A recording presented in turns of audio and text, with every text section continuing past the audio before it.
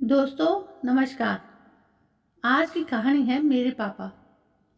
मेरे इस कहानी के चैनल पर आपका बहुत बहुत स्वागत है। आज की कहानी एक बेबस पिता की है। सुनिएगा ध्यान से, फिर मेरे चैनल को सब्सक्राइब करिएगा।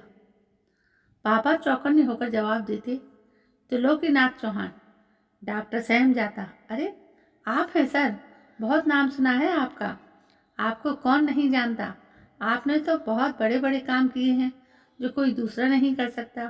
पापा मुस्कुराते, अजीब सी दम्भ भरी मुस्कुराहट, चेहरे पर अहंकार भरे भाव आ जाते उनके। शुरू के सालों में पापा अपनी यह बीमारी मिलने वाले पर जाहिर नहीं होने देते थे। घर में कोई भी आता उससे मिलकर खुश तो हो जाते, भले ही पहचानते नहीं थे, मगर आने वाले के पास बैठते। बेशक कुछ ना पूछते, मगर ऐसा भी नहीं कि कोई रुचि न लेते हों। कहते, खाना खाया, कब आए हो। दो चार बातों तक ही सिमट कर रह गया था उनका सारा अस्तित्व। फिर धीरे धीरे वे अपने कमरे में ही रहने लगे थे। सबसे बुरी बात तब हुई जब वो आईने में अपनी ही सूरत भूल जाते, खुद को कोई अन्य समझकर अपने अक्ष से बातें करने लगते, फिर आसपास से बेखबर होने लगे। सुबह को शाम समझने लगे। दिन तारीख तो अब क्या याद रखनी थी। उन्होंने कुछ बातों की जिद पकड़ लेते तो कभी अपने घर की बालकनी में हम पापा को बिठाते तो कुछ देर बाद वो अपने कमरे या बाथरूम का ठिकाना भूल जाते। खाने को लेकर बहुत लोचा होने लगा। उन्हें कभी तो बहुत भूख लगती तो किसी दिन उन्हें चाय के साथ बिस्कुट खिलाना भी मुसीबत हो जाता। हम लोगों के लिए कभी अपने स्वर्गीय पिताजी को याद करने लगते। कहते, मुझे उनके पास छोड़ाओ। मम्मी समझाती, आप 90 के हैं तो आपके पिता तो कब के स्वर्ग सिधार गए होंगे। वे हैरान होकर पूछते, अच्छा कब मरे, मुझे बताया क्यों नहीं। उनकी आंखों में आंसू छलकने लगते। पापा की स्मरण शक्ति बहुत तेजी से घटती जा रही थी। अब मुझे पहचानते थे या मेरी मम्मी को। मम्मी उनसे 10 साल छोटी थी। सेहत तो उनकी भी अच्छी नहीं थी। बहुत शुद्ध जीव ये आदमी ज़्यादा देर तक शासन नहीं चला सकता दूसरों पर। ठीक है, दूसरों को 40-50 वर्ष काबू कर लेगा, मगर खुद अपने शरीर से नियंत्रण हट जाए तो बहुत मुसीबत आ जाती है। खुद के साथ समीकरण बिगड़ जाए तो साथ वालों की जिंदगी हराम हो जाती है। आपका कहना अपनी जगह सही है, सबके साथ नहीं होता ऐसा। इंग्लैंड की रानी 90 के आसपास हैं, खूब कर रही हैं राज। अजी क्या पावर है उनके पास। औपचारिक रूप से बस सोने की मोहर है। हाँ, बस इतनी सी पावर हो तो आदमी का दिमाग खराब नहीं होता। पापा ने मनोचिकित्सक उनके आसपास बैठे लोगों के बारे में पूछता, ये कौन है। पापा तिरस्कार के भाव से कहते, ये मेरा नालायक बेटा है, कुछ नहीं हो सका इससे, नेशनल डिफेंस एकेडमी से भाग आया, अब अपना बिजनेस चौपट करके बैठा है। क्या करना चाहता था, सोचने का मौका ही कब मिला मुझे। पापा ही आ भी रहे हमेशा मेरी सोच पर। रिटायरमेंट भी बहुत लंबी थी पापा की। 80 साल की उम्र तक तो वे बहुत ही सक्रिय रहे। कई तरह के असाइनमेंट मिलते रहे पापा को। विदेशों में भी जाते रहते। हर समय उनका सूटकेस तैयार रहता। बस एक ही बात बताई जाती हमें कि दिल्ली जा रहे हैं। हमारी सांस में सांस आती कि कुछ दिन आराम से कटेंगे। समय बदला, लोग बदले, सरकारें बदली, पापा का स्थान दूसरे लोगों ने ले लिया। पापा की उपयोगिता कम होती जा रही थी। अब ईमानदारी की कोई कीमत नहीं रह गई थी। पापा अनवांटेड हो गए थे। समय सापेक्ष नहीं रहे, बूढ़े भी हो गए थे। जब पापा की उम्र 85 से 90 के बीच थी तब पापा रुतबे से घटते गए, चिड़चिड़े से हो गए थे वे। मैं 60 का हो गया था। क्या करता हूँ, छोटे मोटे धंधे करता हूँ। पापा ने इतना कुछ जमा कर लिया, उसे संभालता हूँ। लोगों ने पापा से मिलना छोड़ दिया।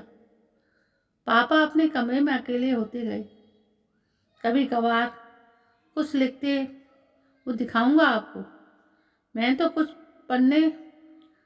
पल्ले नहीं पड़ा। देश की राजनीति पर कुछ निबंध वगैरह हैं। जी हाँ, पापा का लिखा दिखाया था प्रकाशकों को। वे कहते हैं कि बिकेगा नहीं। अगर 20 साल पहले लिखा होता तो शायद कुछ करते। इंसान की यही लिमिटेशन है। समय पर खरीदा माल समय पर ही बेच देना चाहिए, बाद में कोई कीमत नहीं मिलती। पापा को अब घर में बांध कर रखना भी अपने आप में फुल टाइम काम होता जा रहा था। किसी को कुछ नहीं समझते थे वे, किसी का कहना नहीं मानते थे। मम्मी को समझते थे कि घर की नौकरानी है। मैं अब उनसे खुलकर झगड़ने लगा था। शायद कभी तभी मेरे काबू में आ जाते थे। अब मेरा डर खत्म हो गया था। पापा अब ऐसे बूढ़े शेर थे जिसके दांत टूट चुके थे और गुर्राना भी वे भूल चुके थे। अब एक नई मुसीबत का सामना करना पड़ रहा था हमें। पापा बिना बताए मौका पाते ही घर से निकल जाते। घर से चला जाए तो सोच कर देखिए जनाब, हम चुप होकर बैठे थे। क्या कर सकते थे हम। फिर एक दिन बैंक से ही मुझे फ़ोन आया कि आपके पापा जिंदा हैं, दिल्ली में सरकारी अस्पताल एम्स में भर्ती हैं। आखिर दिल्ली जाकर ही दम लिया पापा ने। वहाँ पता नहीं कहाँ कहाँ भटकते होंगे। बीमार हुए तो किसी ने लावारिस समझकर एम्स में भर्ती करवा दिया। अंग्रेजी बोलते थे तो किसी ने सोचा कि अच्छे घर के होंगे। अपना नाम तक याद नहीं था। पापा को कैसे पता चला। डॉक्टर हर रोज उनसे बात करते। तो एक दिन अचानक पापा ने बोला, Trilokinath Chauhan, state bank, sector 35, Chandigarh. वहाँ के लोगों ने यहाँ नंबर मिलाया और बैंक वालों ने मुझे सूचित किया। मैं पापा को लेने के लिए निकला। मन में गुस्सा भी था और अपराध बोध भी कि हम उनकी परवरिश ठीक से नहीं कर सक रहे थे। लावारिस की तरह जनरल वार्ड में पड़े मिले पापा, गंदे से कपड़ों में। बहुत शर्म आई। बहुत देर लगी है बताने में कि मैं उनका बेटा हूँ। बिल्कुल पराये से लग रहे थे। आंखों में कोई भाव नहीं। कोई भी ले जाता उन्हें वहाँ से। मुझे उनके खर्च की फीस भरने को कहा गया है। मैं 2 लाख रुपए नगद लेकर गया। काउंटर पर बैठे आदमी ने बताया 1260 रुपये। मेरा यकीन करना साहब, बहुत पत्थर दिल इंसान हूँ मैं, मगर पहली बार फूट फूट कर मेरे आंसू निकले। गला रुंध गया। वाह रे खुदा, ये मैं क्या देख रहा हूँ। कितने दिनों से यह आदमी यहाँ फटेहाल पड़ा है। अब कहीं भागने की हिम्मत भी नहीं रही इसकी। मैं घर ले आया उसे। लाश जैसे थे वे। कार की सीट बेल्ट से बांधकर बार बार लुढ़क जाते। अब तो वो शांत हैं, जिंदा हैं। बस मुझे भी बहुत बार नहीं पहचानते। पता नहीं किस बात का इंतजार है उन्हें। तरस आता है। जीवन की नियति यही होती है। तमाम उम्र कितनी भागदौड़ करते हैं हम। चोरी, डाका, फरेब, झगड़े, और अंत में क्या शेष रह जाता है। एक शून्य, एक गुमशुदगी, एक खोई हुई अस्मिता। अपने आप में कोई इतना लापता कैसे हो सकता है भला।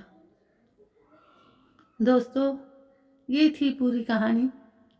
आपको कैसी लगी?